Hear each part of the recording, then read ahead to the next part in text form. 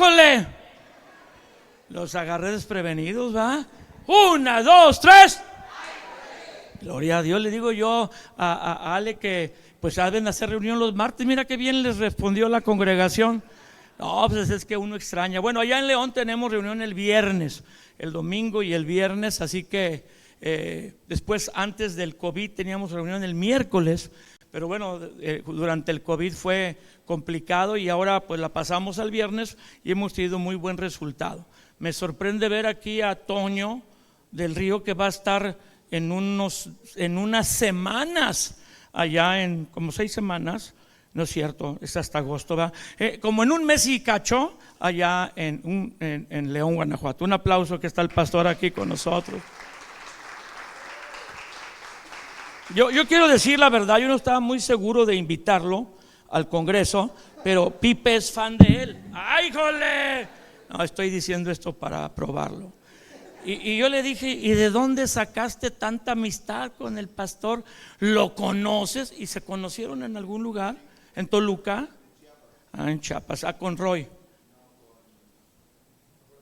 Ya ni te acuerdas, ¿verdad? Pero Dios hace esas uniones divinas. No, es un gusto. Había pensado alguna vez en invitarte, es la verdad, pero pues gracias a Dios que hoy usa Dios a la nueva generación. Pues los felicito por estar aquí. Dense un aplauso ustedes mismos. Pero es la verdad que yo me siento en confianza con su pastor, porque lo conocí cuando era un morrillo y tocaba el piano allá en Vallehermoso con su papá hace muchos años. Y desde que lo conozco por su papá precisamente y por verlo cuando estuve ministrando en su iglesia algunas veces, pues vi que era alguien destacado.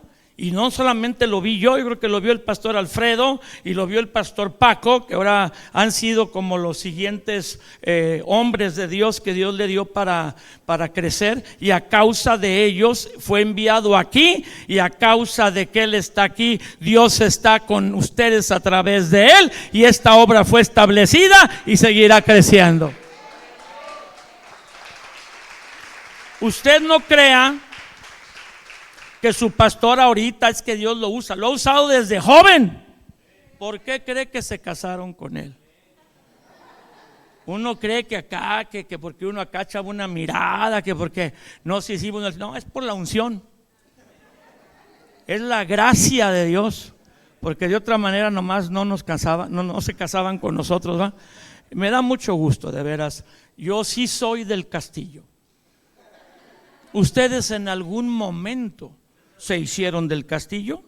Yo nací del Castillo, porque mi apellido es Felipe del Castillo.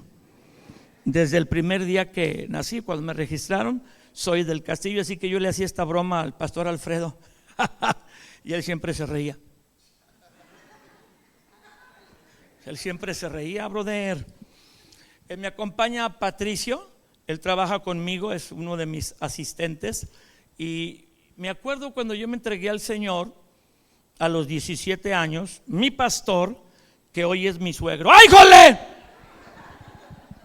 Sí, me casé con la hija de mi pastor. Y usted no lo entiende porque se necesita un nivel de fe superior para eso. Pero mi suegro me puso a servir y a compartir al año y medio de cristiano. Claro que éramos como 18 personas, pues por eso me puso en una casa. Pero él creyó en mí de una edad muy joven, y él me impulsó. Y las primeras veces que yo le dije, a ver, enséñame cómo se predica, y dice, escoges un versículo clave y lo desarrollas. Y no me explicó muchas cosas, así que yo agarraba un versículo, una porción que me impactaba, buscaba en la concordancia la fe, el amor, lo que fuera lo más importante, y me soltaba recitando versículos como 15 durante la conferencia, y algún amén, aleluya en medio de ellos. Yo veo mis mensajes de ese, yo digo, ¿cómo me pusieron a predicar? Ay, esto predicaba yo, qué vergüenza. Bueno, pues no sabía más que lo que estaba aprendiendo. Y me dio oportunidad a los 19 años de estar sirviendo a Dios. Y yo traigo a Patricio, que tiene 18 años. Ponte de pie, Patricio. Es soltero, pero no está disponible. En unos 3, 4 años, pues tal vez. Y él viaja conmigo para aprender. Él me asiste Ya yo me canso, antes era incansable, como te veo a ti, me acuerdo de mis tiempos de más juventud, incansable, y yo podía predicar y me llevaban en un coche a otra ciudad y amanecía allá y llegaba a predicar. Un día prediqué en 3 ciudades diferentes y 2 países. El mismo domingo en 2 países y 3 ciudades diferentes.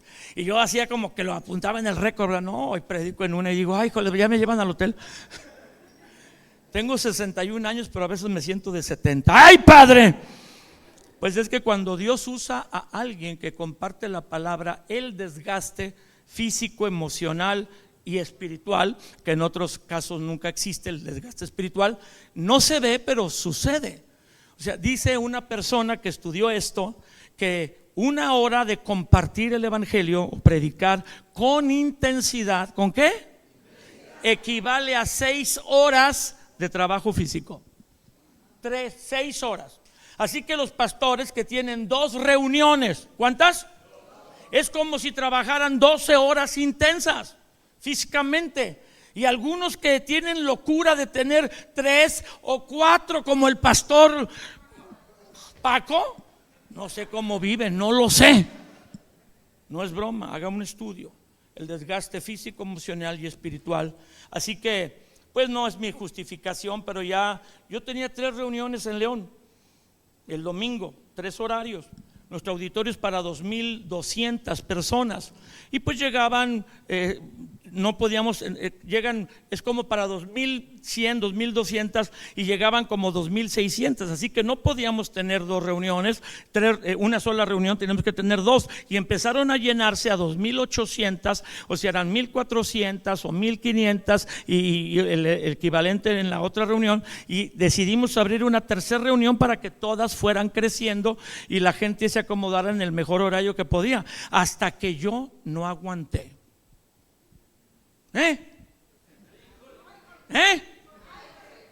No fue que Dios me habló y la sabiduría y el pastor lo está evaluando y me dijo la doctora Pardillo, que una vez fue a un congreso a predicar, hijo, no se te llena la tercera reunión, tienes como 500 gentes. Bueno, le dije, doctor, es que hay gente que no tiene ni 200. Bueno, o sea, pero no la necesitas, tú esas 500 las puedes repartir en las otras 2 reuniones y estás cansando innecesariamente a tu equipo. Esa debería predicar la doctora allá en la fe. A Paco le encanta, si él pudiera daría 6 el domingo. Entonces yo decidí hacer 2 y bueno, ahora me va bien. Ahora alcanzo a librarla y todavía puedo saludar a 2, 3 y ya me voy. Traigo una palabra de parte de Dios. No vengo a predicar un buen mensaje. 1, 2, 3.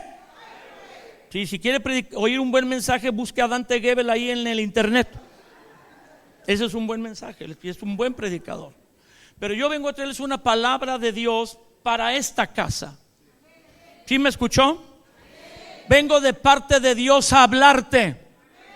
Y yo celebro que hayas tenido entendimiento, hayas apartado esta tarde o esta noche para estar aquí. Dale un aplauso fuerte a Jesucristo. Titulo esta conferencia: ¿por qué fracasan los escogidos? ¿Cómo se llama? ¿Por qué fracasan los escogidos? Y no sé si tienes entendimiento, pero hablar de un escogido es hablar de alguien que Dios en su gracia le puso el ojo y lo rescató de las tinieblas del reino de Satanás al reino de su amado Hijo Jesús. Porque muchos son llamados, pero pocos. Pero hay gente que Dios escoge y se pierde.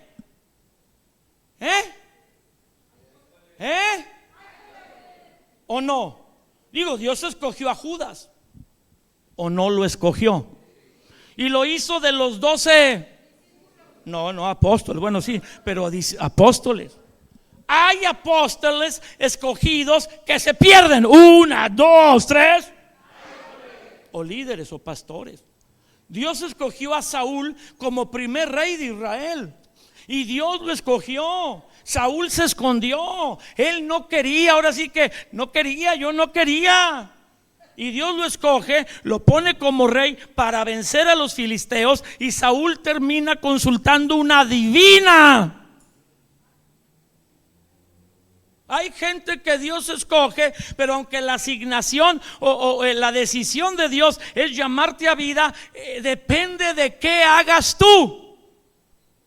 ¿O no? ¿O no? Entonces es mi intención enseñarte que no te pierdas aunque hayas sido escogido. Dale un aplauso al Señor. Un poco más fuerte, por favor.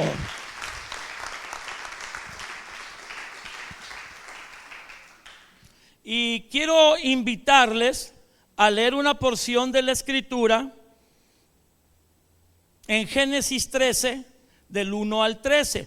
También quiero felicitar al pastor Josué, no he visto a Toño, pero al pastor Josué por apoyar el Congreso en Cancún de Paternidad y Servicio.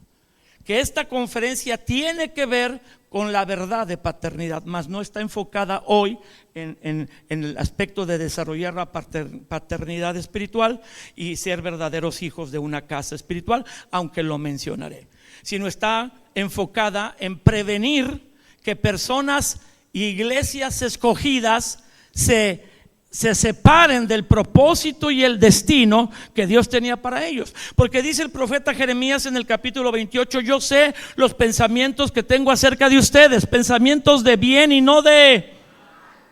Dios piensa bien de nosotros. Gracias por su entusiasmo. Bueno, si quieren les digo que piensa mal. Dios tiene pensamientos de bien para darnos lo que esperamos y aún más, hacer más grande su propósito o su plan de lo que esperamos o entendemos. Dios no piensa el mal para ti, dígalo. Piensa el bien.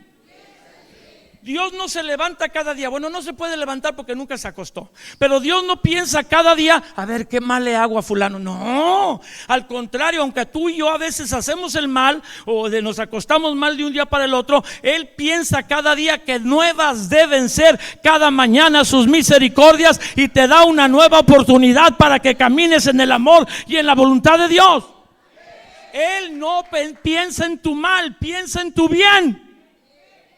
Son los dioses aztecas, mexicas, que el Tláhuac y el Tlaloc y la Huitzilopochtli y tu abuelita, porque las abuelas tienen nombres raros también a veces. Esos dioses que estaban siempre airados y que había que hacer un sacrificio para apaciguarlos. Dios no está enojado con el pecado, pero ama impresionantemente a la humanidad. Dele un aplauso al Señor. Él no quiere que nadie se pierda. Él mandó a su Hijo para que nadie se pierda. Jesús dio su vida en la cruz voluntariamente para que nadie se pierda la eternidad sin Él. Dios desea nuestro... Pero a veces, aunque Dios está empeñado en bendecirnos, en ayudarnos, lo hace a través de principios y verdades que si nosotros no decidimos aceptar de nuestra parte y practicar, vamos a perdernos. Dios creó a un ángel llamado Luzbel, querubín protector, lucero, querubín protector. Y Dios no creó al diablo.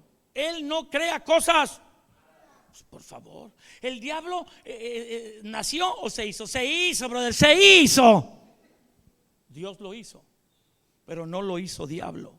Él hizo un querubín protector que le ayudaba. De hecho, parece ser por los relatos bíblicos ya a un nivel de un estudio profundo, porque la Biblia narra las 9 piedras que constituían la vestidura de Satanás. ¿Cuántas piedras? Y ahí lo puede checar usted, no es mi tema.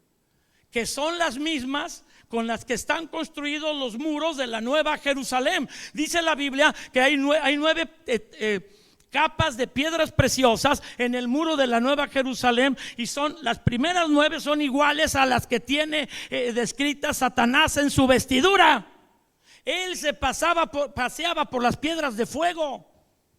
Parece ser que él estaba encargado de la construcción de la nueva Jerusalén. 1, 2, 3. Eso merece 2 ajícoles. 1, 2, 3. Pero los muros de Jerusalén, la nueva Jerusalén, tienen 12 fundamentos de 12 capas de piedras. Satanás nada más le faltaron otra vez, porque fue arrojado del cielo. Él solo pudo tener 9, que si se hubiera quedado haciendo la voluntad de, siendo ese querubín protector, nunca hubiera tenido las mismas 12 piedras que tiene la santa ciudad de la nueva Jerusalén. Pero como se rebeló,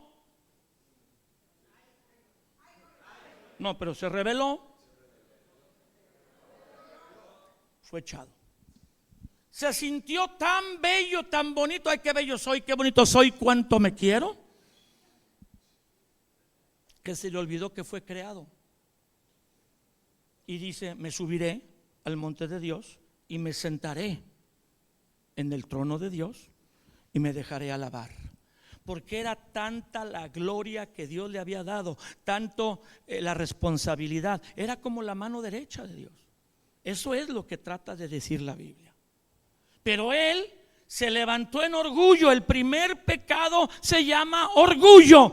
Es como el padre de todos los demás. Y el primero que pecó fue Satanás con un pecado llamado: se sintió superior, igual a Dios, cuando no haya sido que en su corazón superior a Dios. Como el hombre se siente igual a Dios, el humanismo, igual a Dios o superior a Dios. Y Dios dijo: sí, tu nieve, ¿de qué la quieres, bro? Y dice la Biblia que tomó fuego de su interior y lo sacó. Se le olvidó que había sido creado pequeño, el detalle, pequeñísimo. Satanás no tiene oportunidad contra Dios. Hubo una canción en mi tiempo de un músico llamado Carman. Pero bueno, y hasta se hizo una escenografía donde están peleando, porque él canta en su canto, Carman, como que están peleando en un ring de box y que Satanás le tiró un derechazo y pasa, le pegó a, no, eso no es bíblico. Satanás no tiene una sola oportunidad contra Dios. Es Dios infinitamente más poderoso que el diablo, pero infinitamente. Es como si Satanás fuera una mosca. Y aunque hay moscas panteoneras, ¿quién conoce las moscas panteoneras? Así viene un medio grande, y tú dices: ¡ay, un monstruo! No es una mosca panteonera. Pues nomás la dejas venir y la apachurras. ¿Alguien huiría de una mosca? ¡Ay! Así nos vemos de ridículos huyendo del diablo. Sométete a Dios, resiste al diablo y el diablo huirá de ti. Dale un aplauso fuerte a Dios. Vamos, dáselo fuerte. Fue arrojado del cielo y no se completó su vestidura. Dicen algunos teólogos, esto es una teoría, no está en la Biblia, ni que Satanás, Lucero, se rebeló porque se oía en esos tiempos. Dijo un amigo mío: en esas eternidades del pasado, ay, Jesucristo, que Jesús tenía un hijo. Dios el Padre, tenía un hijo. Y Satanás llegó a creer que ese era el puesto que el Padre le iba, porque era el que seguía allá en el cielo en autoridad. Hasta que dice la Biblia que él había escondido un misterio, que Jesús era un misterio escondido. El Hijo era un misterio escondido. Y en algún momento el Padre reveló que el Hijo era otro y no Lucero. Y le entró ese espíritu del profesor Girafales. A ese espíritu, así que no voy a ser yo el Hijo. Y por eso hay tanto coraje de este espíritu de maldad llamado el diablo, Satanás, la serpiente antigua, contra el Hijo. porque él esperaba el lugar que el Padre le dio. Bueno, denle un aplauso al Señor, pero ahí los dejo trabajando el asunto. Lo que trato de decir es que Lucero había sido escogido por Dios para ayudarle, y se le reveló. Y yo le quiero dejar en claro que no hay restauración para el rebelde. 1, 2, 3. No hay restauración. No encontrará un solo pasaje en la Biblia donde se restaure a alguien que desprecia y se levanta contra la autoridad. Toda persona que desprecie y quiera remover la autoridad civil, familiar, matrimonial, de trabajo o en la iglesia, la actitud de rebeldía no va a ser restaurada. Así haya mucha misericordia de Dios. Todos los rebeldes en la Biblia terminan destruidos. Y aunque Satanás todavía no es lanzado a su destino final, él estará en el lago que fue de fuego y azufre, donde será atormentado por los siglos de los siglos. Alguien dele un aplauso a Dios y asústese de dejar eso en su corazón. Bueno, ya Felipe comparte la palabra. Ya les cité como 20 versículos y ni cuenta se dieron. Los primeros cristianos no citaban los versículos, simplemente relataban lo que habían escuchado. No estoy bromeando, lo que pasa es que usted no sabe y no estudia. Sí, perdón. No es que yo sepa más, pero he estudiado. Tengo una licenciatura, una maestría y un doctorado. Entonces yo sé lo que estoy diciéndole. Los capítulos fueron incluidos por un francés, o fueron puestos en la Biblia por un francés en el siglo XVII. Y los versículos fueron incluidos por un inglés en el siglo XVIII. Así que la Biblia no fue escrita con capítulos y versículos.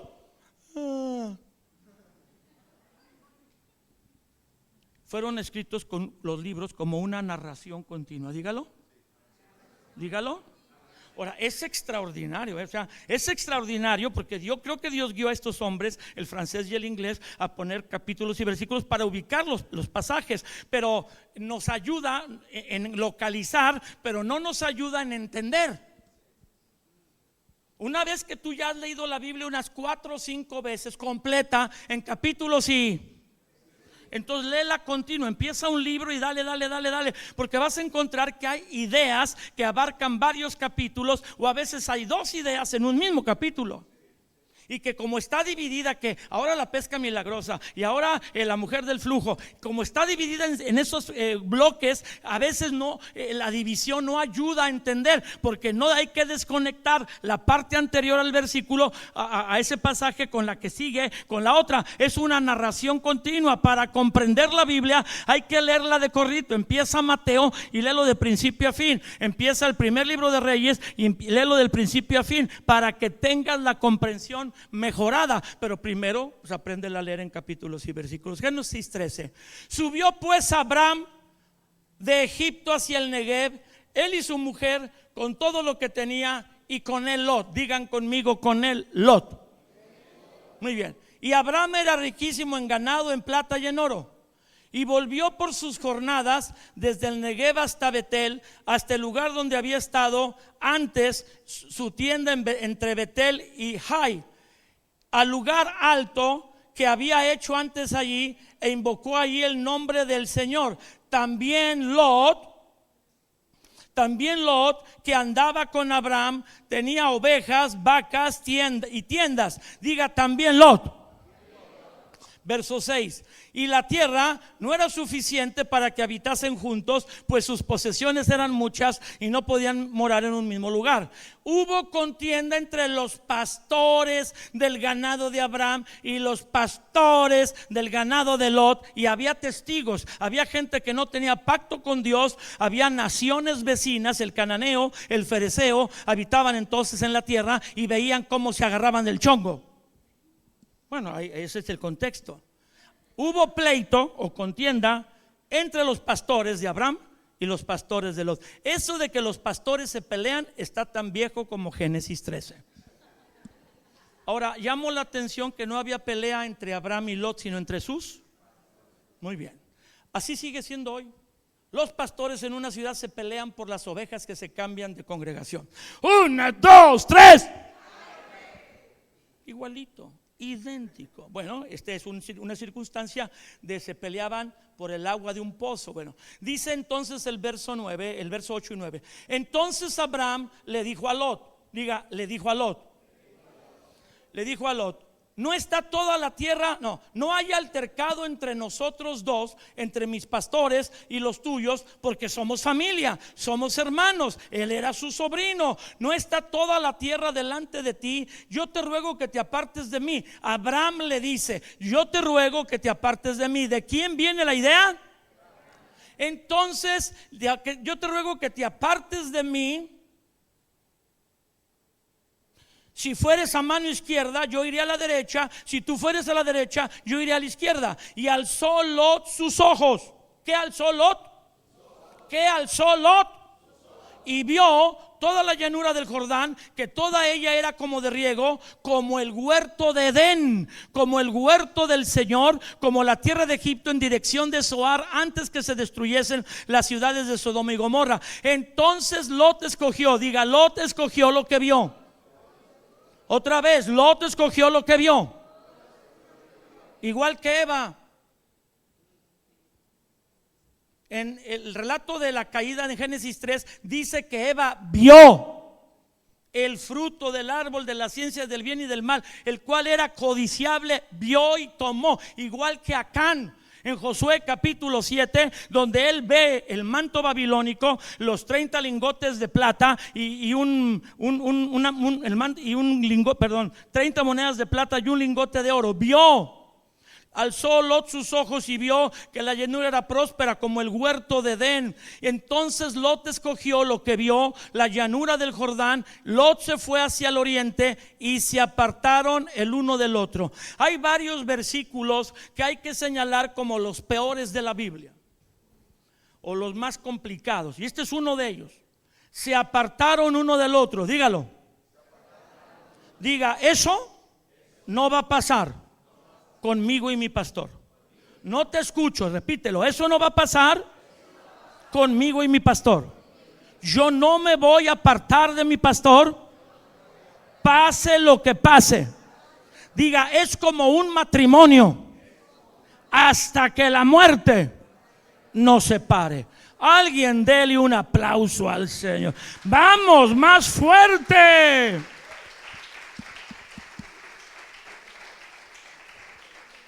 Es uno de los versículos más trágicos, perdón la otra cosa que dije, más trágicos de la Biblia, como cuando Sansón se levanta en Jueces capítulo 13, 14, 15 y 16 y dice, esta vez me levantaré como las otras, pensando que Dios lo iba a respaldar aunque él estuviera haciendo lo malo. Él hacía lo malo y aún Dios lo respaldaba. Él hacía lo malo, se acostaba con una prostituta, pero la fuerza sobrenatural que tenía no se quitaba de él. Esta vez me levantaré como las otras, dijo Sansón cuando Dalila lo dormía en sus piernas, después de que Dalila lo engañó 3 veces, y a la 4ª vez Sansón dijo, me levantaré como las otras, pero él no sabía que Dios se había apartado de él. Porque Dios te está respaldando no significa que Dios aprueba lo que haces. Alguien dele un aplauso al Señor. Si Dios te está ayudando, si Dios te está respaldando, si su favor está sobre ti cuando tú haces lo malo, no es porque Dios apruebe lo que haces, sino está siendo lento para la ira, grande en misericordia, tratándote con bondad para que por su bondad te guíe al arrepentimiento. Pero no te equivoques que lo que haces no está mal o no ofende a Dios. Si alguien persevera haciendo el mal después de que Dios lo trata bien, tú sigues haciendo va a sacar la vara de la disciplina y te va a dar. Y para que la disciplina sea efectiva tiene que doler fuerte. Te va a dar donde más te duele, como última alternativa para que te vuelvas a Dios. No porque ya lo hartaste, a Dios no lo hartas. Diga, Dios no me disciplina por hartazgo. Dígalo de nuevo, Dios no me disciplina por hartazgo, ni porque no me aguante. Él me disciplina para que me aleje del mal y participe de su santidad. Dele un aplauso al Señor. El motivo de Dios al disciplinarnos no es ya no te aguanto. Esa es tu abuelita, tu papá, tu mamá. Dios no. Dios es paciente, pero viendo que tú te pierdes cada vez y que tú usas su bondad como excusa de que no es tan grave lo que haces, va a levantar la mano, va a tomar la vara y ¡ra! Dios le advirtió 500 años a su pueblo, 500, les mandó profetas, les mandó palabra de que no se mezclaran con las otras naciones, no dieran sus hijos en casamiento a personas de otra nación ni a sus hijas, porque los podían arrastrar para adorar a dioses. Y después de 500 años mandó a Nabucodonosor a destruir el templo y le llama mi siervo Nabucodonosor. Y Nabucodonosor fue la vara de la corrección sobre su pueblo Israel después de 500 años de advertencia. Digo, se me hacen demasiados. Yo a la quinta vez ya no sé dónde estoy. Pregúntale a Patricio y le digo, ¿llevas 3? Bueno, lleva una, y cuando lleva 3, ¡zas! No, yo no le doy. Yo no disciplino físicamente a nadie, pero si él va manejando, lo bajo de manejar y manejo yo. Y le digo, cualquier cosa que te iba a recompensar Dios por estar conmigo, se te acaba de quitar. ¡Ay, jole! ¿Sí? O sea, 500 años aguantando al pueblo. Oye, eso, o sea, Dios es bueno, pero no te manches, brother, no te manches. Dios nunca reacciona con disciplina a la primera vez.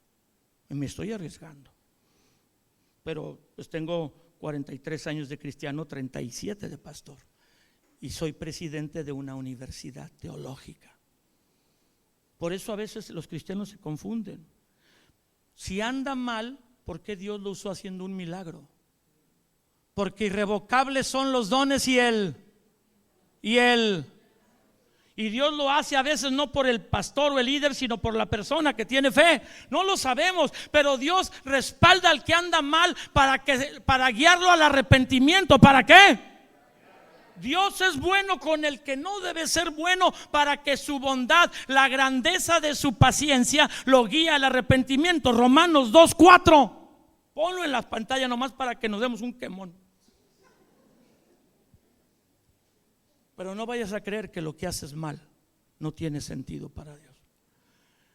O menosprecias las riquezas de su benignidad, paciencia, longanimidad, ignorando que Él es bueno para guiarte ¿a qué? ¿Lo tienes en la NTV? A ver, lo van a poner en la NTV. No, fue tan rápido que ni cuenta me di. ¿No te das cuenta de lo bondadoso, tolerante que es Dios contigo? ¿Acaso eso no significa nada para ti? ¿Qué no ves que la bondad de Dios es para qué? ¿Y que qué? Diga, ya entendí. Otra vez vamos a leerlo porque algunos tienen cara de que no entendieron. No te enojes, léelo con tranquilidad. ¿No te das cuenta de lo bondadoso, tolerante, paciente que es Dios conmigo? ¿Acaso eso no significa nada para mí? No veo que la bondad de Dios es para guiarme a que me arrepienta y abandone mi. Dele a alguien un aplauso bien fuerte a Dios.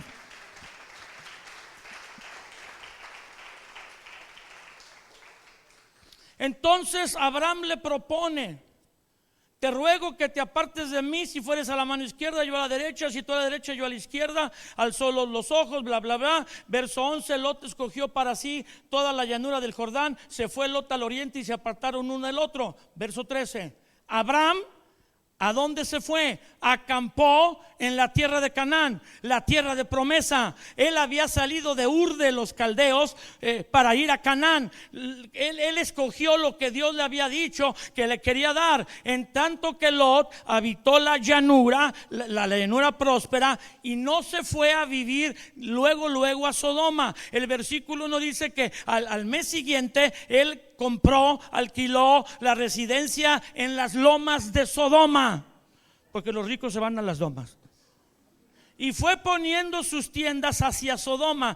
Fue gradual, su descenso hacia Sodoma fue gradual. Mas los hombres de Sodoma eran malos y pecadores contra Dios, no a nivel normal, en gran. Muchos fracasan porque no saben resolver problemas. Cuando vienen las crisis y las dificultades, que según Mateo 7 vendrán, porque Mateo 7 habla de dos constructores, uno que construye sobre la roca y otro que construye sobre la. Si alguien sabe algo de construcción, entendemos que no es bueno construir sobre un terreno que es arenoso o suave, porque la construcción se va a hundir y no va a quedar firme y se puede haber cuarteaduras, etcétera. Entonces, si no tiene el suelo suficiente firmeza, traen piedra y lo ponen abajo en los cimientos para que se sostenga. Sabemos que si se construir sobre la arena es riesgoso, mas estos dos constructores, uno construye sobre la arena, otro sobre la roca, y la Biblia dice que vienen lluvias, vientos y ríos y golpean las dos casas. Las mismas circunstancias vendrán a ti si construyes bien. Te distrajiste. No importa si construyes bien, la misma tormenta te golpeará. Ríos, lluvias y vientos. La diferencia entonces, pues en qué está. Si yo tengo a Jesús y si hago las cosas bien, ¿cuál es la diferencia? Que cuando te golpeen las circunstancias permanecerás firme. Y el que no tiene a Jesús ni su palabra como fundamento, la tormenta lo derribará y será grande su ruina. Ahora, la Biblia dice que los dos oyen la palabra de Dios. El que construye sobre la arena, semejante es al que vino el martes 2 de julio. Martes 1 de julio a la congregación en Cancún y escuchó la palabra, pero no la puso en obra. Y el que edificó sobre la roca es el que escucha la palabra y la pone. No es suficiente escuchar la palabra. Tenemos que escucharla. Si la ignoramos, ¿cómo la practicamos? Pero venimos a escuchar, salimos para vivir. Dale un aplauso al Señor. Bueno, venimos para entender, salimos para practicar. No saben resolver problemas, especialmente con la autoridad. Porque este caso de Lot, como lo acabamos de leer en el capítulo 13, dice que tuvieron problemas Abraham y Lot. No directamente, pero la gente que trabajaba para ellos. Tarde que temprano vendrán problemas con las personas que te relacionas. Para no tener problemas con otras personas, métete a una cueva, enciérrate y no tengas contacto social. Pero nacemos en el seno de una familia, con padre, con madre, que hermanos. Los problemas vienen, pero cuando vienen en Cristo, vienen con propósito. Los problemas los permite Dios porque nos quiere ayudar a salir victoriosos y vencedores de las dificultades. Está escrito en Romanos 8:28 que sabemos, es cosa cierta, que los que aman a Dios, todas las cosas les ayudan a bien. No a todos los cristianos, sino a los que. No es que todo cristiano ama a Dios. No. Si tú tienes un año, vas a creer que todos los cristianos aman a Dios en Cristo. Pero yo tengo 43 y sé que hay gente que viene a la congregación, empieza a amar a Dios y se le mete el Chucky, la esposa del Chucky y hasta el hijo del Chucky. No sé qué le pasa. Empezó bien y de repente se queda criticando, se queda juzgando. No sé. Solo los que aman a Dios en la adversidad, solo los que cuando hay una tormenta reaccionan amando a Dios. ¿Cómo reaccionan? A ellos, a los que aman a Dios en una dificultad, Dios es poderoso para hacer que toda situación coopere para bien. Los que entienden que tienen un propósito en Dios. Porque cuando viene el problema, olvidas que Dios te rescató no solo para que vayas al cielo. Es cierto, Él quiere que no nos perdamos, mas tengamos, pero nos deja en la tierra porque tiene un propósito. Y las dificultades son para madurarte. No se adquiere madurez de ninguna otra manera más que enfrentando las dificultades bajo la palabra de Dios y con la dirección del Espíritu Santo. Que alguien lo celebre y le dé gloria a Dios.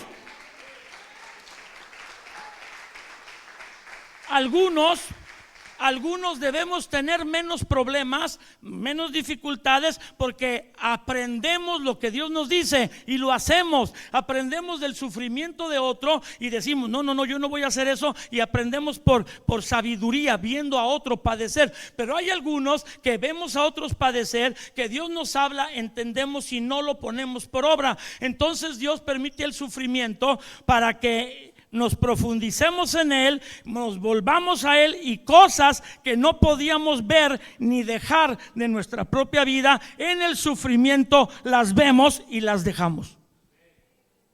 Dios no está en nosotros para que seamos felices, o como dice las leyendas de las películas de Walt Disney, y vivieron felices para. No te equivoques, Dios no te quiere hacer infeliz, pero el propósito de Dios no es que seas feliz, es que seas como Cristo. Alguien dele un aplauso al Señor. Vamos, más fuerte, más fuerte. Entonces, Dios permite la dificultad para mejorarte. No me estás escuchando. ¿Sí me estás escuchando? No me oyes, te grito y hasta te aturdo. Pero aquí, ¿quién me está escuchando? Dios permite las dificultades para que madures, para que seas procesado y logres cambiar cosas que de ninguna otra manera cambias. El dolor es bueno, no es agradable. Es bueno porque cuando hay dolor, entonces es la herramienta más poderosa que Dios usa para cambio. Los psicólogos, los psiquiatras, los consejeros que no son cristianos dicen que el dolor es lo mejor que te puede pasar, porque es el dolor el que te mueve a cambiar. Porque el dolor señala que algo está mal. Cuando te enfermas o tienes un dolor en el cuerpo, bueno, ¿cómo supiste que en el pie? Porque me hice así. Sí lo tengo, pero no. Cuando tienes un dolor en el cuerpo, es porque algo está mal. Tú no sabes de inmediato, te tienen que hacer un análisis, ir con un doctor, pero el dolor señala lo que está funcionando. Si no tuvieras dolor en el pie, por ejemplo, que tienes una uña mal cortada, que te clavaste algo y no te lo atiendes, un día se te gangrena el pie y te lo tienen que cortar. El dolor te salva de morir. Por eso Dios permite el dolor. No es agradable. ¿Quién le gusta que le duela? A nadie. Pero yo le digo a Patricio cuando se quiere enfermar de gripa, le digo, brother, a la segundo día que estornudas, a inyectarse. Y hay gente que le hace así, que lo inyecten. ¿Cómo le hace?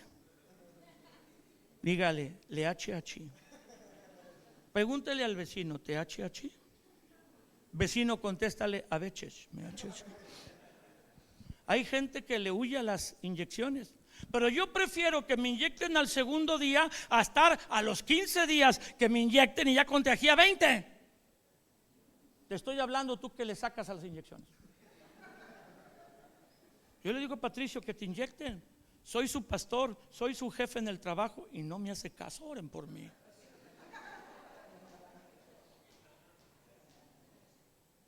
Una vez me contagió su hermano, que venía manejando. Primero trabajó su hermano, bueno, él sigue trabajando, pero en otra área, y ahora él, y venía él escurriéndose los mocos, así, mira, y agarrando el volante. Dije, hay poder, hermano Wayne. A los 2 días yo enfermo, 15 días enfermo. Yo lo veía y le decía, por tu culpa, por tu grande culpa. El dolor no es agradable, pero nos hace bien. Dios lo usa para que reaccionemos. Tenemos que entender que cuando viene una dificultad, Dios nos quiere mejorar, porque sin batalla no hay victoria. No puedes ser declarado vencedor si no peleaste. Cuando en un ring le levantan a uno de los boxeadores el brazo como vencedor victorioso, pues tú lo ves sin un diente y chorreando sangre y con un ojo inflamado, y tú dices, ¿cómo? No tiene cara de vencedor. Es que deberías de ver al otro. Vencedor es que te mantuviste de pie a pesar de la golpiza.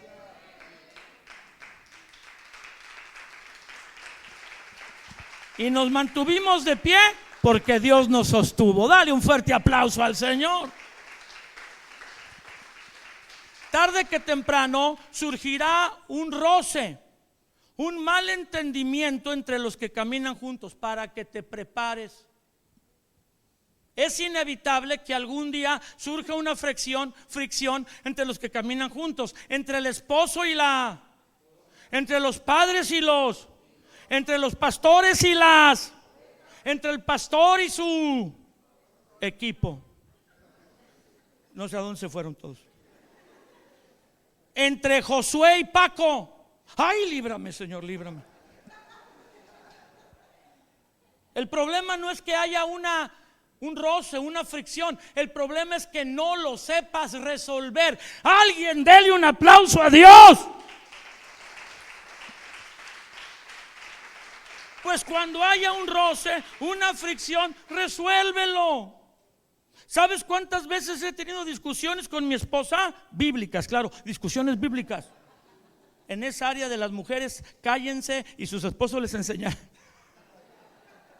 Y en esa porción donde dice, ámenlas como Cristo amó a la iglesia, dando su vida por ellas. Y ahí cada quien defiende sus versículos. No. He tenido varias discusiones con mi esposa en 38 años de casado. He tenido varias discusiones. Pero después del malentendido viene la reconciliación. Y la reconciliación opaca por mucho al malentendido. Porque él está humilde, ella está humilde y flojitos y cooperando. ¿Sabes por qué nos ama Dios tanto, Toño? Porque nos ha perdonado una, otra. Y cada vez que nos perdonamos de corazón, se crece el amor.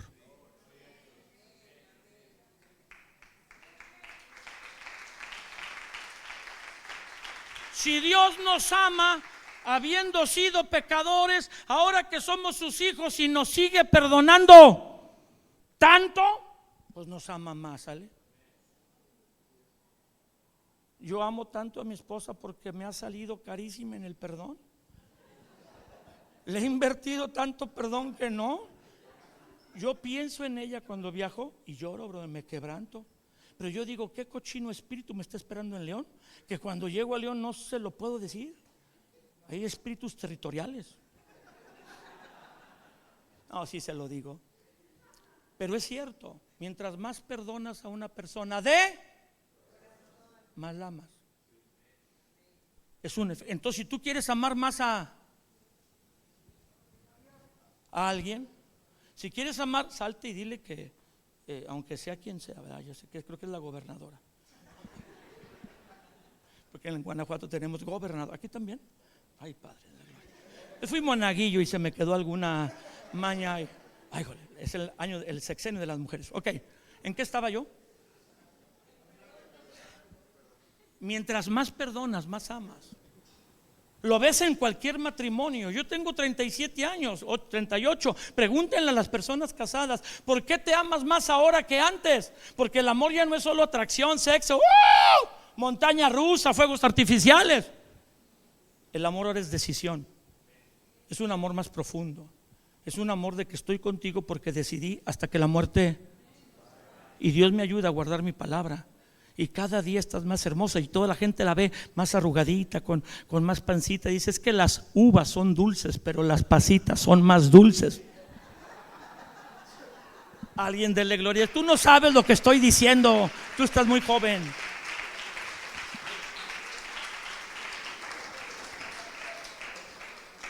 Dios está enamorado. Nos amó siendo pecadores.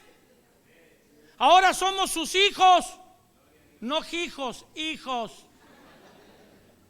Somos sus hijos. ¿Tú crees que no te ama? ¿Andarán dos juntos si no estuvieran de acuerdo? Amós 3:3. A pesar de lo que surja, debemos aprender a resolver las dificultades, en especial con nuestras autoridades. Lot y Abraham se separaron porque Lot no supo resolver una con Abraham. Ahora, es cierto que Abraham propuso la separación. Leyendo el texto bíblico, es Abraham el que dice: separémonos. A lo que Lot debió haber contestado: oh, no, no, no. Porque más adelante, en el primer libro de Reyes, otro, vamos a decir, otro padre espiritual, un profeta, le dice a su asistente Elías, a Eliseo: quédate aquí, ya no te necesito. Dijo mi esposa cuando estudiamos ese pasaje, ella y yo, que lo estaba despidiendo de andar con él, diciéndole: gracias, tus servicios ya no son necesarios. A lo que Eliseo se rehusó 4 veces. ¿Cuántas? Dijo: vamos, separémonos, quédate aquí, yo voy a ir más allá. Y dijo Eliseo: no, no, no, no. Vive el Señor y vive que no te dejaré. Entonces Lot debió haber tenido una reacción así. Le debió haber dicho: no, no, padre Abraham, no, no, tío, yo he andado contigo y todo el bien que tengo es en parte por causa de ti. Pero ¿sabes por qué a veces se separan las personas de la congregación donde estaban y del pastor que les fue asignado para bendecirlos? Porque tienen una ambición equivocada. No entienden que lo que les ha funcionado para irles bien es bajo el manto que están.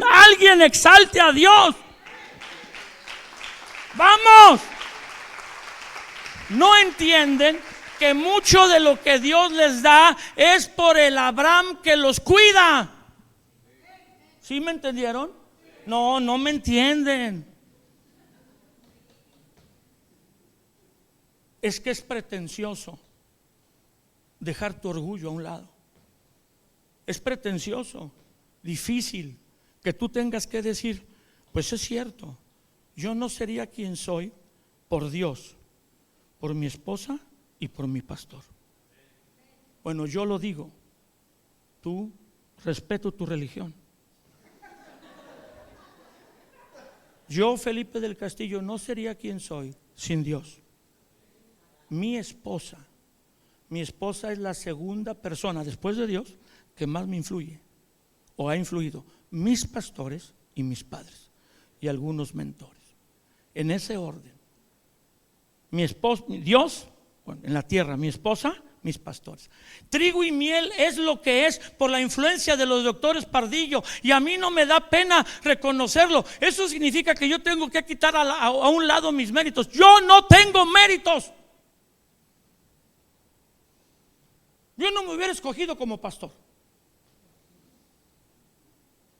Y he fallado como pastor. Nunca he hecho alguna cosa tonta como un adulterio, ni malversación de fondos, no de esas, pero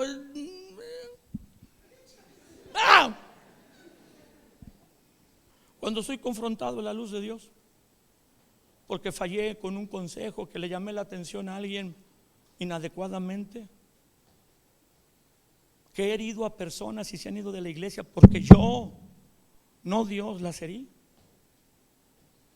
Un día estaba yo adorando a Dios, pues yo me siento en la primera fila y oí aquí atrás: no maltrates mis ovejas.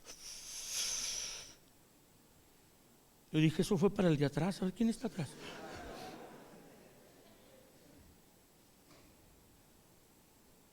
Otra vez: no maltrates mis ovejas. ¿Me estás hablando a mí que mi vida doy por las ovejas? No maltrates mis ovejas. No, pues caí. Perdóname, Señor. Y tú sabes que si las he maltratado ha sido sin entendimiento. Porque es fácil para un pastor vengarse. Un pastor puede destruir a la gente porque conoce mucho de vidas que pastorea, y puede sacar todos los trapitos y hacer un chisme para matarlo, porque hay palabras de hombres que son como golpes de espada.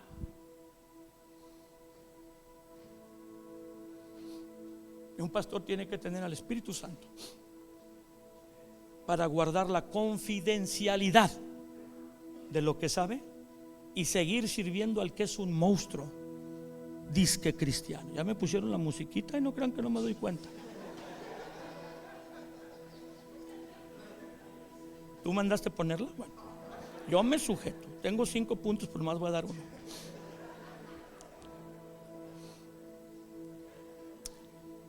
Tú maltratas a las ovejas.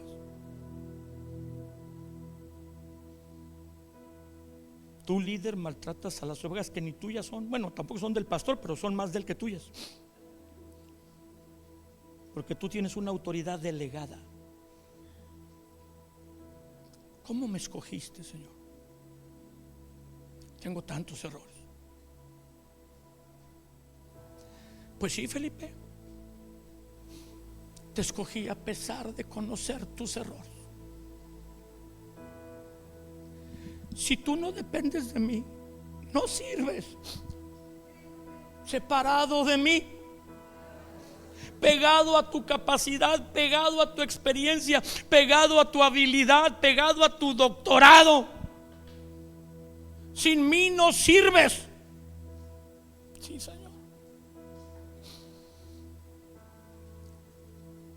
Qué amable. Me han dicho cómo ha crecido trigo y miel a pesar de mí, a pesar de mí. Por eso yo no puedo tomar crédito. Y me dicen, yo pastoreo 73 pastores con 130 iglesias. Y yo cuando oigo eso hasta me asusto. Digo, ¿quién será? Ah, soy yo. ¿Cómo es posible? ¿Cómo es posible que Dios me haya confiado? Porque lo único que aprendo de la Biblia, o más importante, es que el poder de Dios se perfecciona cuando yo reconozco que soy débil. Él perfecciona su poder. Y mientras entiendo que no es por mí, sino yo soy débil, en Él soy fuerte. ¿Alguien le puede dar gloria a Dios?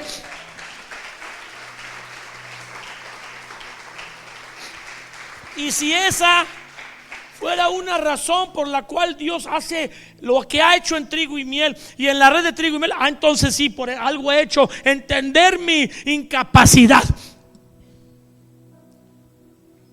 y confiar en Dios. Además vamos a comprar otra propiedad de 1500 metros. Nos la quieren vender en 15 millones. ¡Ay, jole! Oren para que Dios toque al propietario. Pregunten cuánto dinero tiene, pastor. Pregúntame. Nada, tengo deudas. Pero en el pasado he comprado sin dinero. He hecho tratos sin tener el dinero y Dios no da. Y me dijeron los líderes, que yo pensé que ellos son más cautelosos que yo, que me iban a decir, pues hay que orar y hay que seguir orando unos 5 años hasta ver qué nos dice. Dijeron, dé el paso, Felipe, porque ya nos ha respaldado Dios sin dinero. O sea, mi equipo me dijo, del paso, y como el que va a firmar soy yo, no ellos.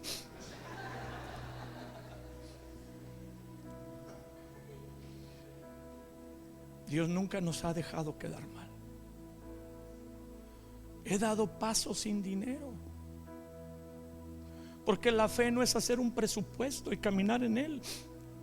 La fe es dar un paso al vacío y Dios pone el camino. Otra vez abriré camino en el desierto. Y se está refiriendo a la apertura del mar muerto cuando pasó el pueblo de Israel. Otra vez. Ese milagro grande, ese milagro portentoso, donde una columna de agua había a la derecha y una columna de agua había a la izquierda. Otra vez te abriré camino donde hay camino, no hay camino. Otra vez haré brotar ríos en la soledad. Como lo he hecho en el pasado, lo volveré a hacer sobre ti. Alguien recíbalo.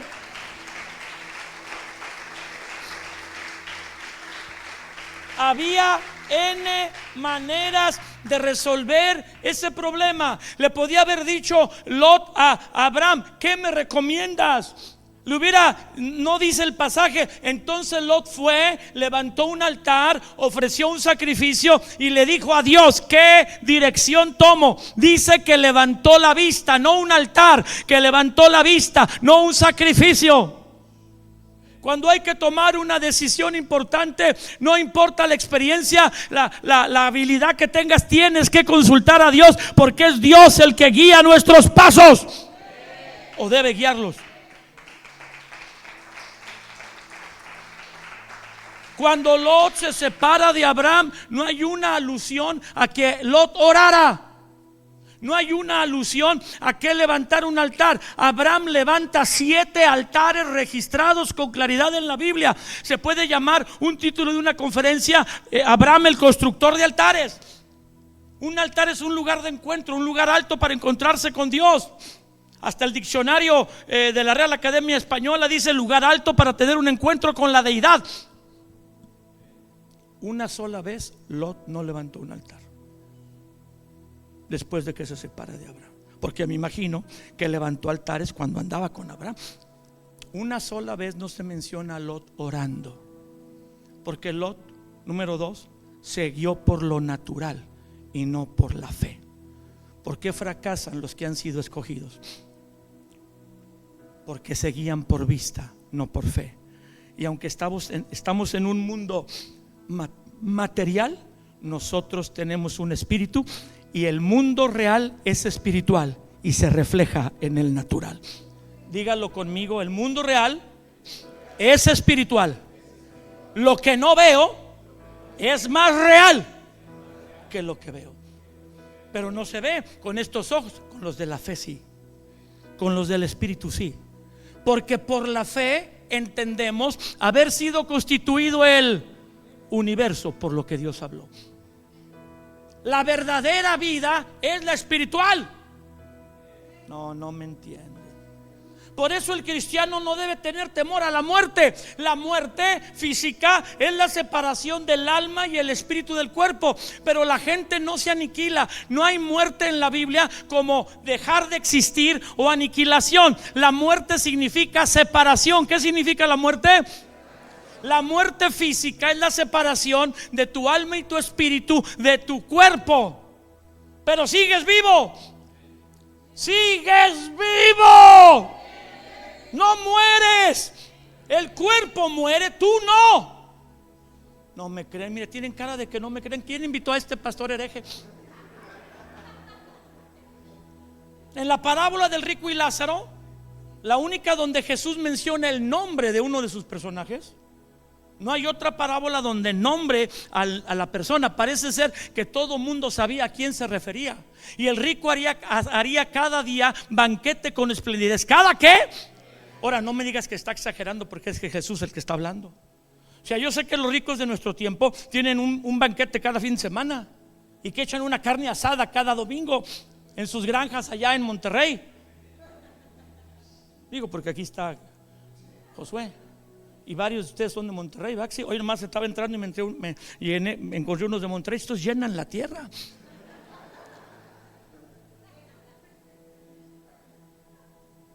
Pero este rico hacía cada día banquete con esplendidez, y Lázaro estaba a las puertas, porque había mucha gente rica que era invitada a que le dieran. Pero Lázaro, el rico, no le daba ni unas migajas para llenarse. Los dos murieron y enseguida fueron llevados a su destino eterno, uno al seno de Abraham y otro al Hades, en el Seol. Y los dos recordaban todo. Dicen que la inteligencia está aquí, pero el cerebro se va a licuar, se va a hacer agua. Los sesos se los van a comer en taquitos. Hay tacos de sesos, es el cerebro, ¿sí? ¿Sabes qué es eso?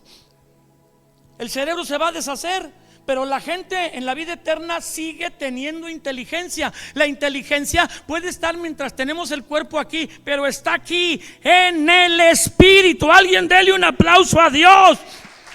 El espíritu no muere. El espíritu no muere.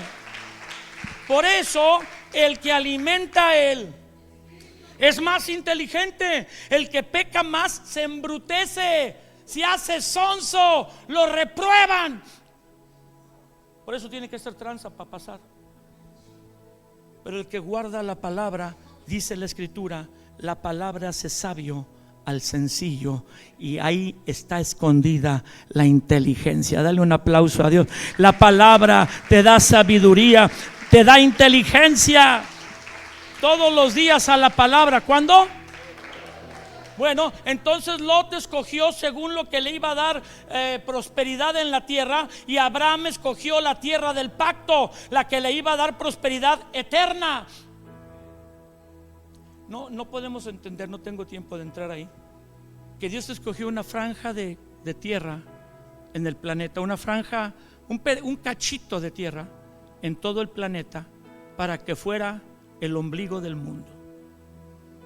Esa franja de tierra que hoy ocupa la nación y muchos años atrás, antes de que Tito, el general romano, en el año 70 los dispersara por todas las naciones, tenía el pueblo de Israel. Es el ombligo del mundo.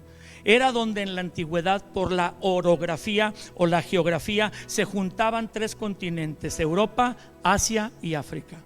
Antes no había hacer túneles, aviones, vehículos con aire acondicionado atravesando los desiertos. Tenía que ser un camino natural, y el único lugar donde hay un camino natural para conectar los tres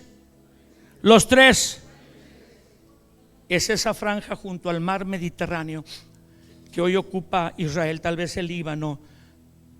Y ese territorio se lo dio Dios a Abraham, a su descendencia para siempre. Jesús nació en ese territorio, el Salvador del mundo. Dios, cuando tomó cuerpo nació ahí, a 11 kilómetros de Jerusalén, en Belén. Y Él va a regresar, porque Él viene. Dije que Él viene. Va a regresar al monte del Olivar, afuera de Jerusalén. Todo va a pasar ahí. Por eso, cuando hay una noticia sobre Jerusalén, Israel, usted, ojo, y a orar y a buscar a Dios, porque es el reloj de Dios. Esa nación marca los tiempos en el planeta Tierra.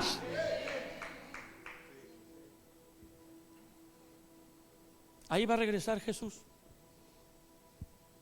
Ahí Dios los estableció, y por eso los judíos pelean tanto creyendo que Dios está con ellos, porque dijo Dios que ahí sería tierra de Israel.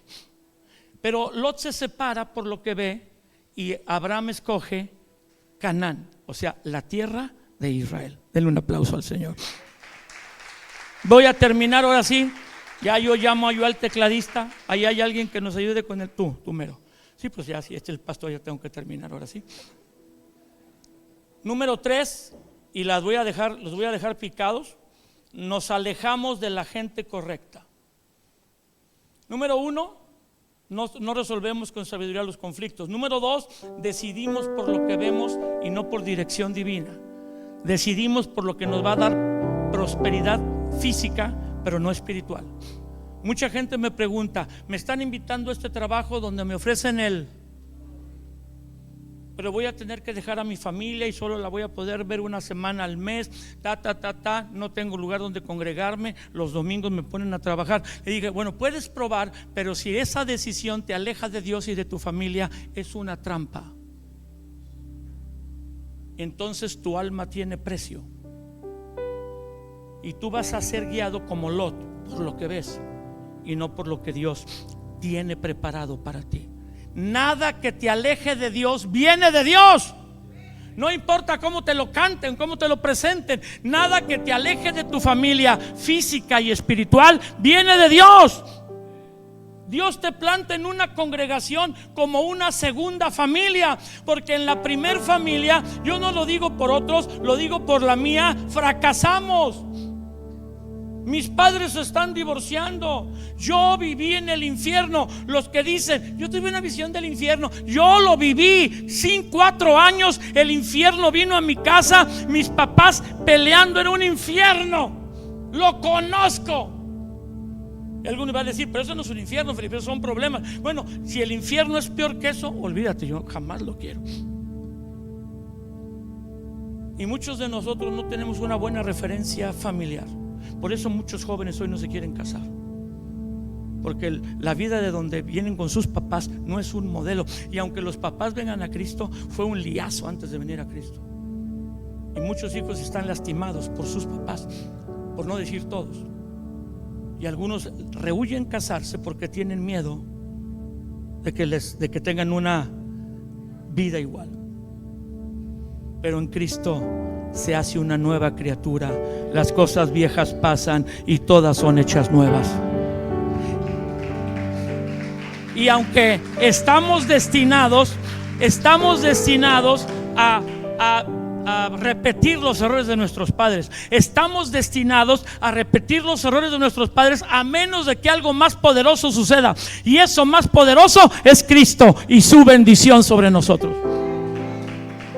Pero sin Cristo, el que dice: yo jamás voy a ser borracho porque mi papá era yo jamás voy a apostar porque mi papá se gastaba todo el dinero de su empresa, termina borracho y apostando. Estamos destinados a cometer los mismos errores que nuestros padres, a menos de que algo más poderoso suceda. Y lo más poderoso es que Jesús regenera nuestra vida, nos da una nueva naturaleza. Ahora somos hijos de Dios y el Espíritu Santo mora en nuestro interior. Dale gloria a Dios. Si tú haces un estudio de Lot, si haces un estudio de este personaje llamado Lot, ves que está destinado a ser hijo de Abraham. Abraham lo adopta, lo saca de Ur y lo lleva a Canaán. Ya está en Canaán, lo introduce a Canaán, pero en Canaán Lot se pierde cuando se separa de Abraham.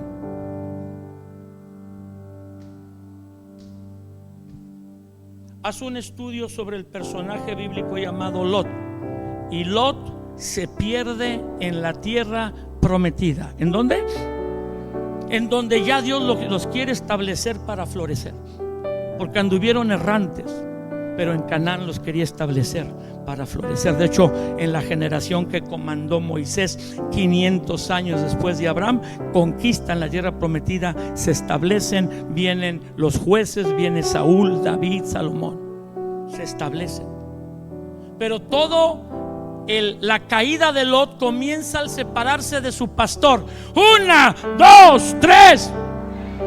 Hay Abrahams que el cielo escoge para dirigir tu vida, para proteger tu vida, para cuidar tu vida y para llevarte de Ur a Canaán. Hay Abrahams, ese es tu pastor, un hombre de fe. Tu padre natural te dio la vida, te sustentó, trabajaba para que tú comieras y pagaba tus estudios. Pero el padre espiritual, que es el pastor, te va a guiar a tu destino aquí en la tierra. Te va a ayudar a salir de Ur, de la idolatría. Abraham, sal de tu tierra, deja tu cultura, sal de tu parentela, rompe tus ligaduras familiares que te llevan a hacer el mal. Tu pastor es tu Abraham, y tu caída comenzará cuando tú te separes de tu Abraham. Aquí hay una herencia de bendición en estos pastores. Gracias por su entusiasmo, gracias por el gozo. Híjole, me aturden sus aplausos.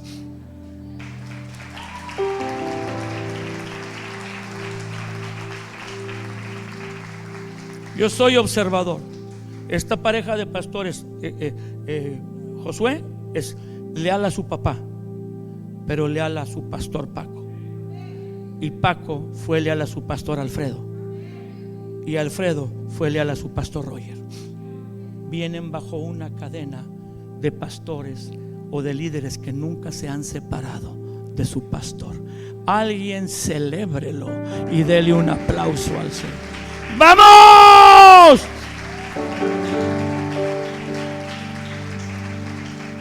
Y eso ustedes no lo entienden. Habría que entrar en otros temas de la Biblia, pero Dios opera cuando no hay una separación entre las generaciones. Primer generación, Roger Walcott y Alfredo Ferrara fue fiel todo el tiempo para proteger, bendecir a su pastor. Luego él quedó al frente de la obra Los Castillos del Rey, y Paco Garza fue fiel. Ahí le tiraron la onda desde Miami, pero él fue fiel.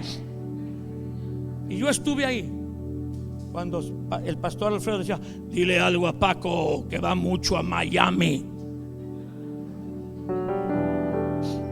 le dije, tú no puedes ir a Miami si no vienes primero a todos los congresos de aquí.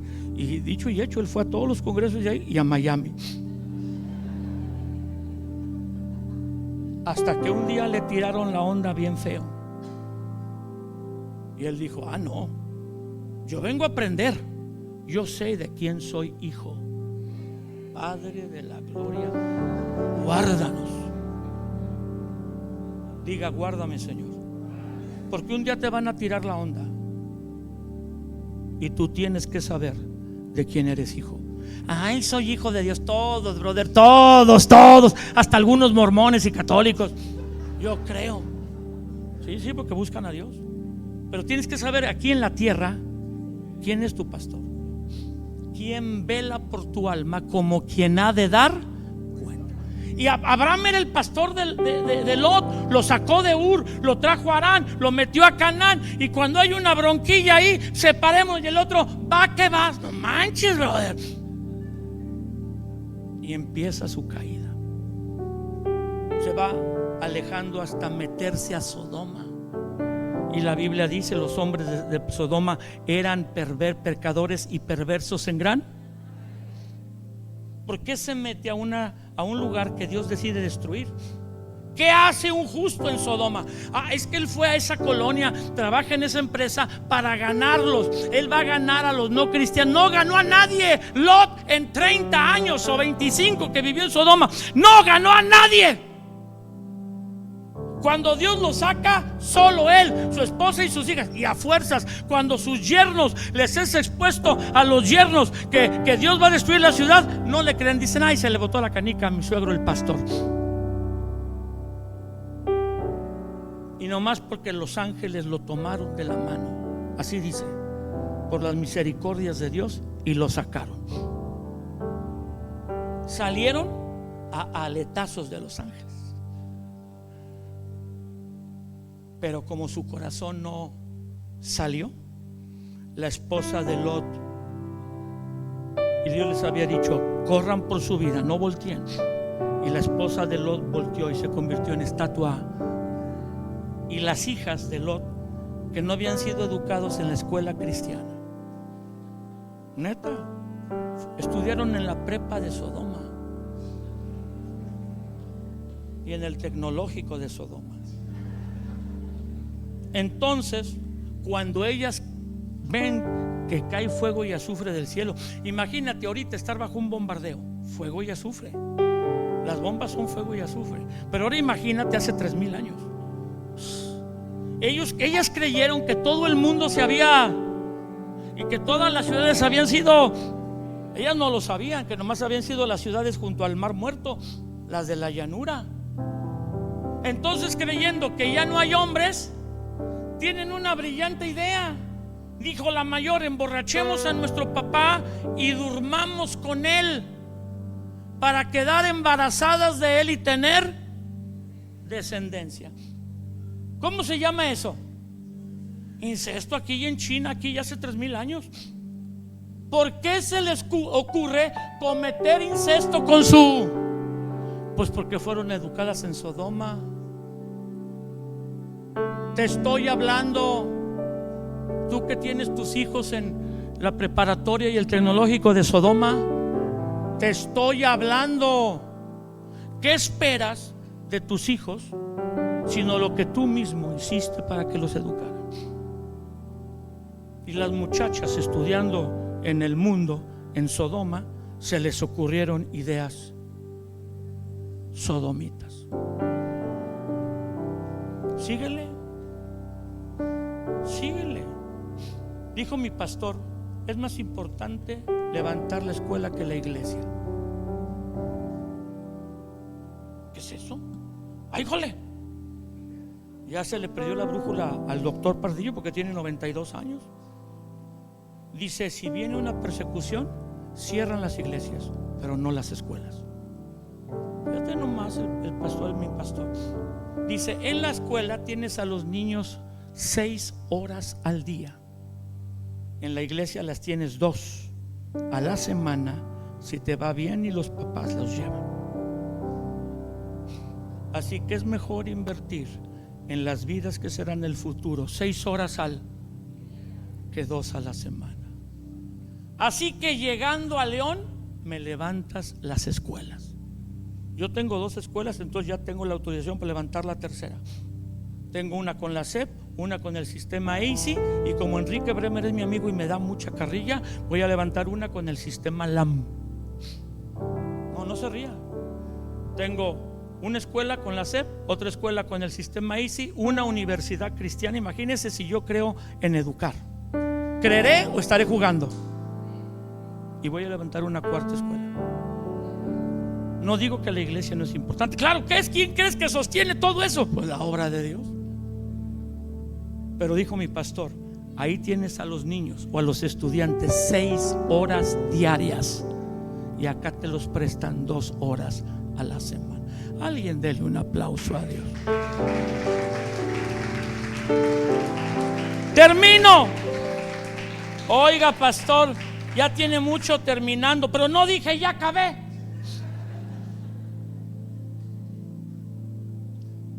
¿Por qué fracasan los escogidos? Porque no aprenden a honrar. ¿Qué? Otra vez, un poco más fuerte. No sé si tú entiendas que la palabra honra está ligada a apoyar económicamente. Cuando la Biblia dice honrarás a tú y a tú, para que te vaya bien y tus días sean sobre la tierra, está hablando de honra económica, también de respeto, también de cuidado. Pero está hablando de: si a tus padres les falta dinero y tú tienes y no haces nada, los estás deshonrando, porque al no honrar, los deshonras. Ahora, este hombre joven, ¿cuántos años tienes? ¿40? Claro que es mucho más joven. 34. Estás bien joven, estoy asustado de lo joven que estás. Este hombre de 34 es su padre espiritual. Si yo sé que el pastor Alfredo fundó esta iglesia, ese sí era padre hasta en lo físico, muy grande, ya era abuelito. Pero este hombre y su esposa son sus padres espirituales. Y cuando la Biblia dice honra a tú y a tú, también se refiere a ellos. ¿Alguien le puede dar un aplauso a Dios? La honra es darle, la definición es darle el peso o el valor a alguien según lo merece o es adecuado para eso. Cuando alguien no valora a otra persona, la deshonra. Cuando alguien no la aprecia, la deshonra. Pero si hay algo que distingue el ministerio de los castillos del rey, es la honra. Yo he estado predicando en los castillos desde que Paco lo enviaban el domingo por la tarde a una misión en una casita que tenía un parque enfrente. La casita ahí, ¿saben el nombre? Yo no, del parque no sé qué. Yo fui 5 años, porque Paco me dijo: cada vez que vengas al congreso, que te envíen para nosotros, porque me repartía el pastor, que para acá, que para allá, que más para allá. Entonces dijo: no, yo voy a hablar con el pastor, pero tú dile que quieres estar conmigo. Y yo estuve ahí cuando comenzó, y cuando iba a comprar el terreno donde hoy están, me llevó a orar y me dijo que oráramos para que la señora se lo rentara barato y luego para que lo comprara. Y ya no me avisa, pero ya compró el estacionamiento de acá. Y ese es el asunto cuando un ministerio no tiene mucho dinero y no sabe qué hacer con él. La mano de Dios está sobre él de una manera impresionante. Pero esa iglesia, escuchen, es la que más a mí me ha honrado. Denle un aplauso a Dios. Ellos no hablan de honra, ellos viven la honra. Dale un fuerte aplauso a Dios. La honra es el camino por el cual Dios te bendice. Atrae lo sobrenatural. ¿Qué hace la honra? Y te impulsa a un destino mayor. El primer hombre que diezmó fue Abraham. 1, 2, 3. Él presentó honra ante un hombre llamado Melquisedec, que realmente, y no tengo tiempo porque he avanzado mucho en el tiempo dando mis comentarios iniciales, que ahí di como 12 minutos de comentarios. Bueno, Abraham es el primero que diezma por honra. Bueno, de hecho es el primero que diezma de toda la Biblia. 500 años antes de que Moisés escriba en Levítico, indefectiblemente diezmarán sin falta. O sea, Abraham no diezmó porque tenía una ley que le mandaba hacerlo. Abraham diezmó por honra. ¿Por qué diezmó? No te escuché. Porque el principio rector al dar cualquier aportación, promesa, ofrenda misionera, ofrenda especial, diezmo, ofrenda, promesa y voto, es la honra. No damos porque la iglesia lo necesite. Sí, ahora el dinero, ofrendas y diezmos que se levantan en una congregación o que entregamos con un corazón agradecido, se usan para sostener y pagar los gastos. Que se usen para sostener y pagar los gastos es la realidad, pero el motivo es honra. No es una cooperacha. Cooperen, hermanos, porque no nos alcanzó para la luz, porque aquí la luz sale cara. No es una cooperacha. Eso vete al PRI, al PAN o a Morena, donde tú seas. Ahí levantan cooperachas. Aquí es honra. Dije que aquí es honra.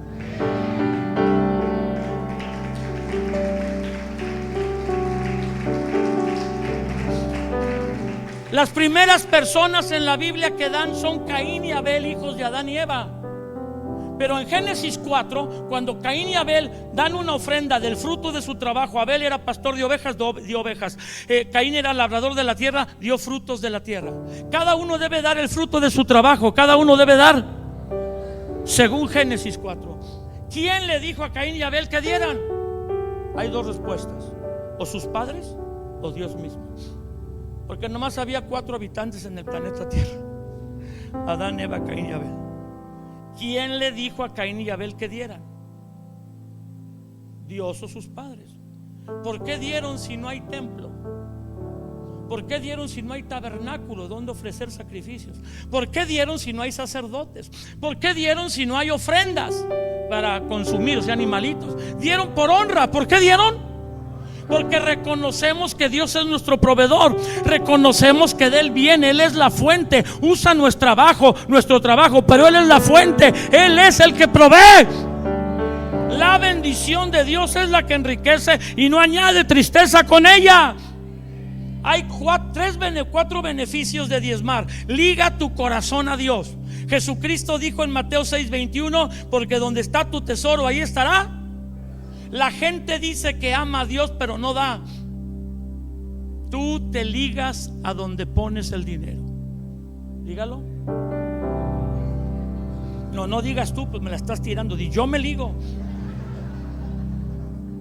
¿Quién lo dijo? Jesús. ¿En dónde lo dijo? Mateo 6:21. Donde el hombre pone su tesoro, ahí estará su corazón. Tu corazón sigue para estar donde pones tu dinero.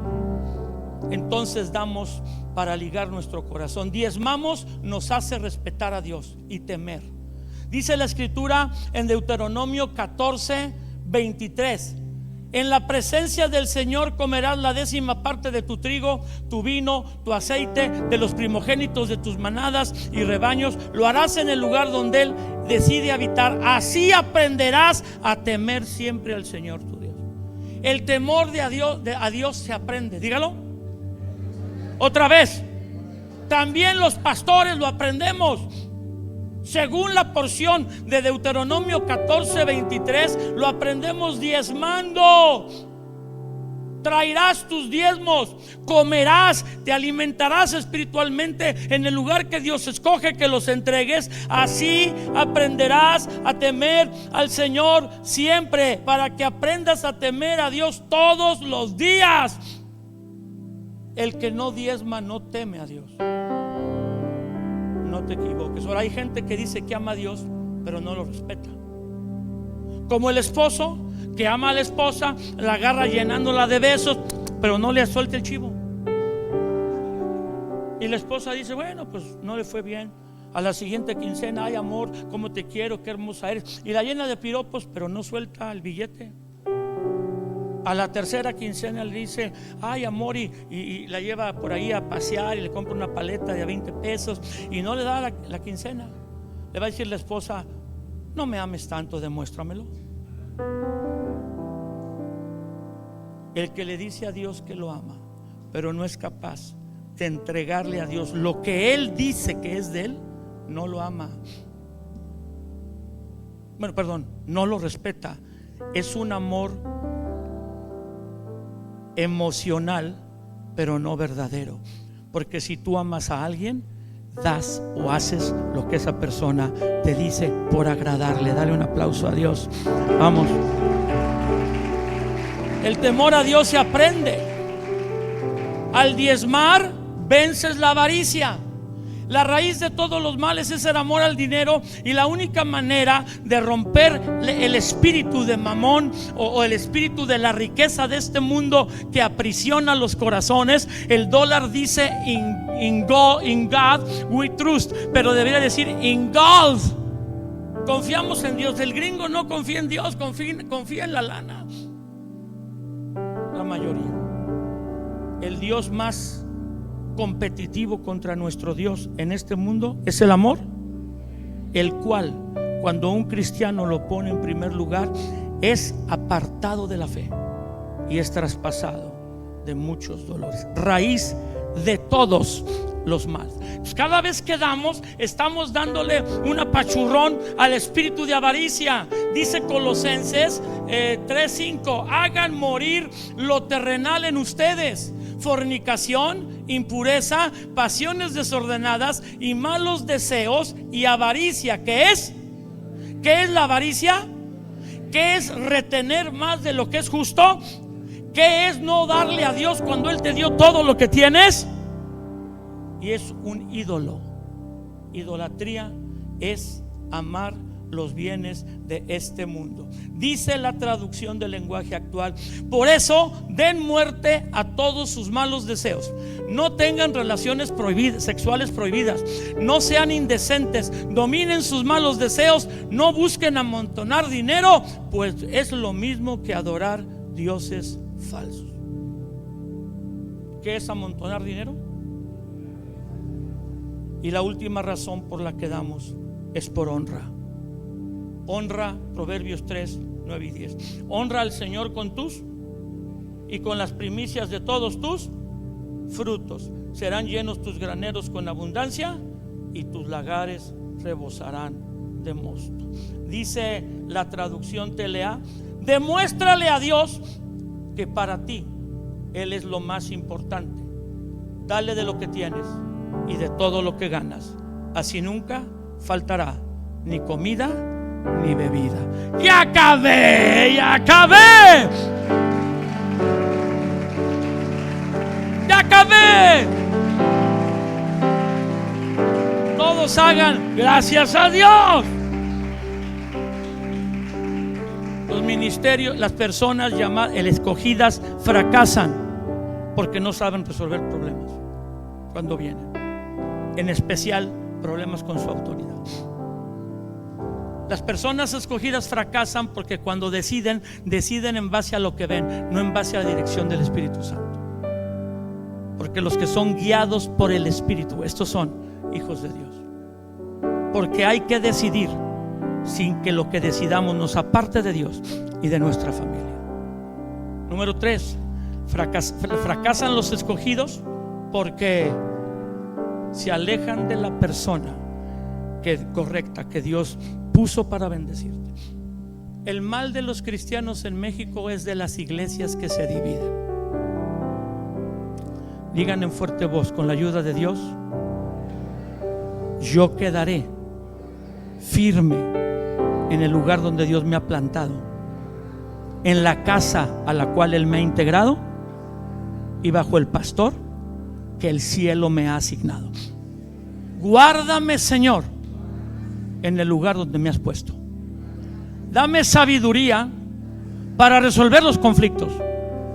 Ayúdame a decidir para mi bien espiritual y no alejarme de las personas correctas que me has dado. Ayúdame a honrarte a ti, honrar la casa espiritual y honrar a mis padres espirituales. Amén.